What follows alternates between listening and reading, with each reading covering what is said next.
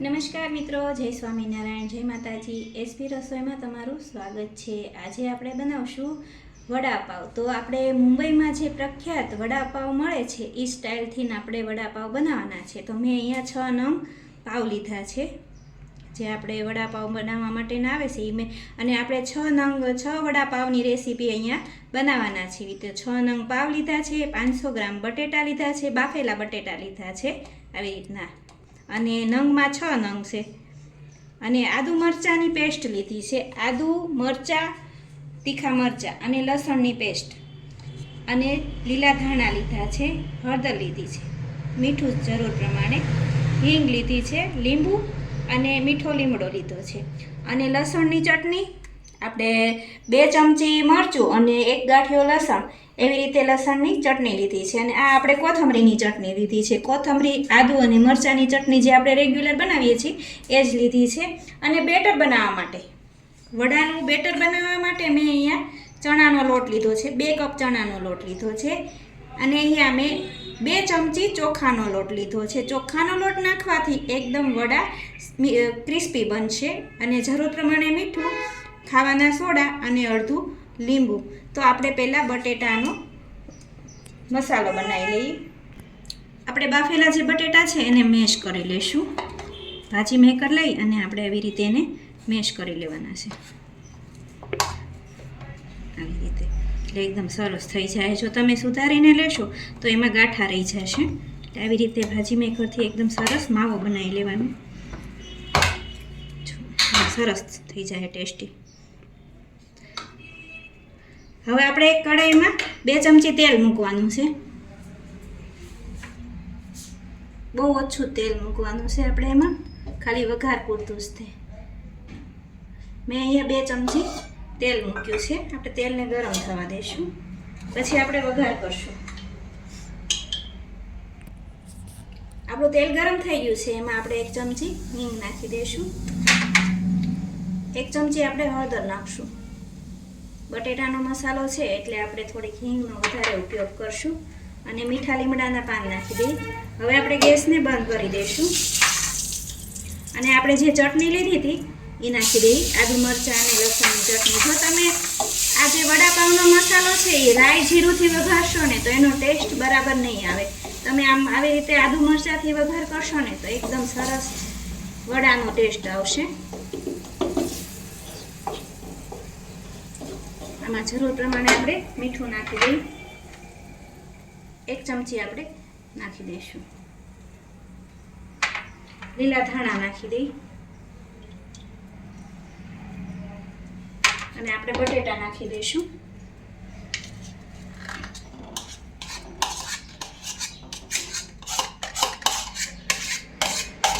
બટેટાને બરાબર આપણે મિક્સ કરી લઈએ. ગેસ બંધ કરી દેવાનો, એટલે આપણે જે બટેટા છે એ એકદમ ગરમ ન થઈ જાય, નહીંતર બહુ ઠંડા કરવા વધારે મુશ્કેલ પડી જશે.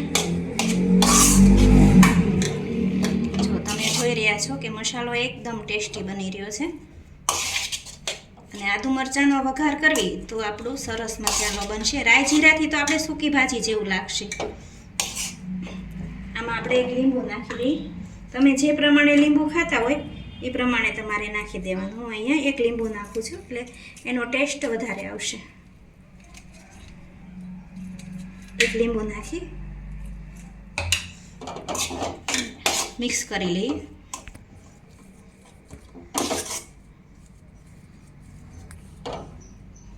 જો આપણો મસાલો તૈયાર થઈ ગયો છે. આપણે મસાલાને ઠંડો થવા દઈશું. ત્યાં સુધીમાં આપણે બેટર બનાવી લઈએ. આપણે વડા માટેનું બેટર બનાવી લઈએ. તો આપણે 2 કપ ચણાનો લોટ લીધો હતો એ લઈ લઈએ, અને ચોખાનો લોટ લઈ લઈએ. બંનેને મિક્સ કરી લઈએ. પહેલાં રીતે આપણે મિક્સ કરી લઈશું. અને આપણે જરૂર પ્રમાણે એમાં 1 ચમચી મીઠું નાખી દઈએ. મીઠાને પણ આપણે મિક્સ કરી લઈએ. હવે આપણે 1 ચમચી એમાં ખાવાના સોડા નાખી દઈશું. આપણે જે ભજીયામાં ગોટામાં વાપરતા હોઈએ 1 ચમચી આપણે ખાવાના સોડા નાખી દઈએ. એની ઉપર આપણે લીંબુ નાખવાનું છે, એટલે આપણે જે ઉપરનું બેટર છે એ એકદમ સરસ થાય, ક્રિસ્પી. આપણે પાણી નાખી દઈએ ઉપર.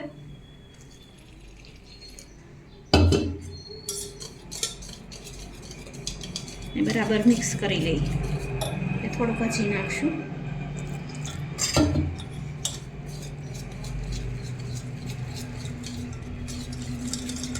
થોડું પાણી નાખી દઈએ.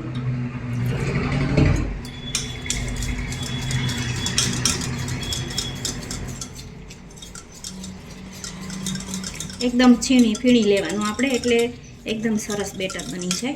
જો આ રીતનું આપણે ઘાટું બેટર બનાવવાનું છે, એટલે વડામાં એકદમ ચોટી જાય.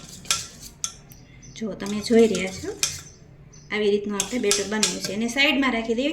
આપણે વડાનો મસાલો જે છે એ ઠંડો થઈ ગયો છે. આપણે આ વડા બનાવી લઈએ. તો આપણે એને હાથથી સેજ મસળી લઈશું આવી રીતે બરાબર, એટલે મસાલો એકદમ સરસ બની જાય. આમાં આપણે મોટા મોટા વડા બનાવવાના છે. આવી રીતના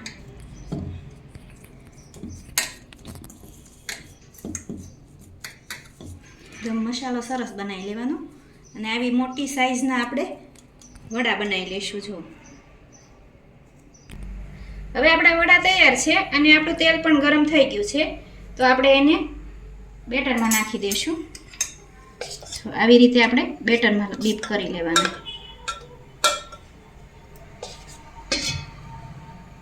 બધી ચણાનો લોટ આવી જાય એ રીતના આપણા વડા બનાવવાના. આપણું તેલ પણ ગરમ થઈ ગયું છે, તો આપણે એને મૂકી દઈએ. ગેસને ધીમો કરી દઈએ. આપણે તેલ આવી જાય પછી આપણે ગેસને ધીમો કરી દેવાનો.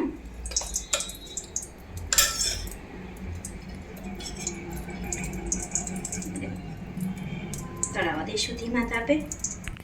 જો આપણે આવી રીતે બીજું પણ મૂકી દઈએ સાઈડમાં. સરસ આપણે ક્રિસ્પી થઈ ગયું છે. ધીમા ધીમા તાપે આપણે એને તળાવવા દઈશું.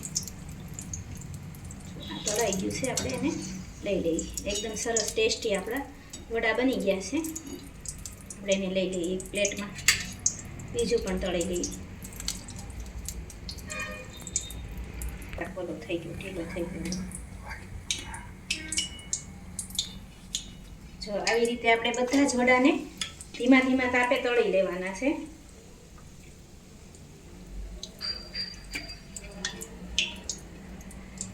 આવી રીતે આપણે મૂકી દઈશું ધીમા ધીમે.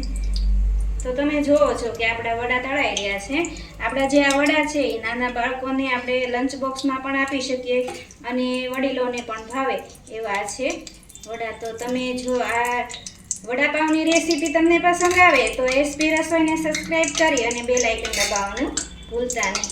આપણે સેજીને ફેરવી લઈએ એટલે બધી સાઈડ આપણે તળાઈ છે.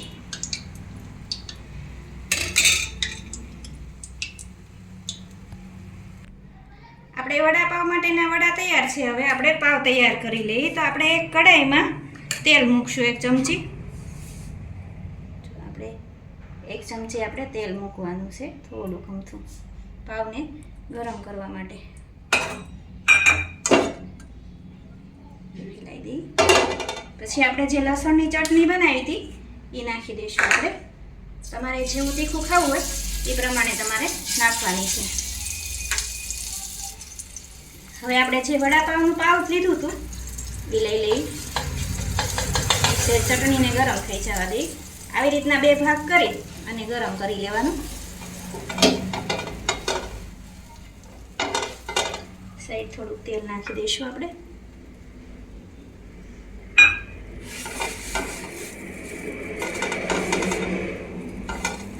આવી રીતે એકદમ સરસ લસણવાળી ચટણી આપણે લઈ લેવાની છે આ રીતની.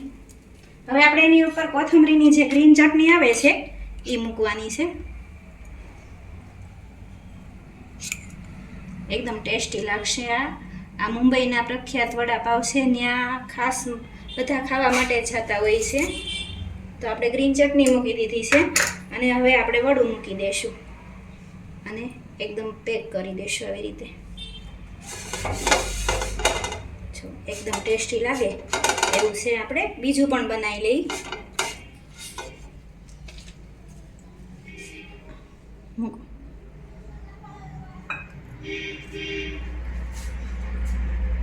આપણે બીજું પાવ પણ બનાવી લઈએ. એમાં આપણે તેલ મૂકી દીધું છે 1 ચમચી અને આપણે લસણની ચટણી મૂકી ગેસને બંધ કરી દઈશું. આપણે ચટણીને આપણે થોડીક વાર ચડવા દઈશું.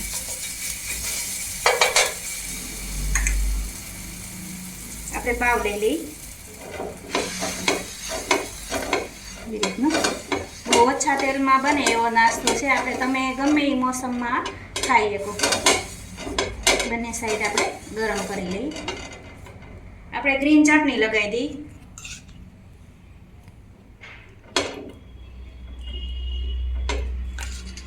વડું મૂકી દઈશું. સહેજ પ્રેસ કરી દઈશું. બીજી સાઈડ પણ કરી લઈ એકદમ ક્રિસ્પી. તૈયાર થઈ ગયા છે આપણે વડાપાવ. આપણા વડાપાવ તૈયાર છે. આપણે જે કોથમરીની ચટણી છે એ અને લસણની જે ચટણી છે એમાં થોડુંક પાણી નાખી અને આપણે સર્વ કરશું. તો તૈયાર છે આપણા વડાપાવ. તમે જોઈ રહ્યા છો કે આપણા જે વડાપાવ છે એ એકદમ ટેસ્ટી લાગે છે. તો તમે પણ જરૂરથી બનાવજો વડાપાવ.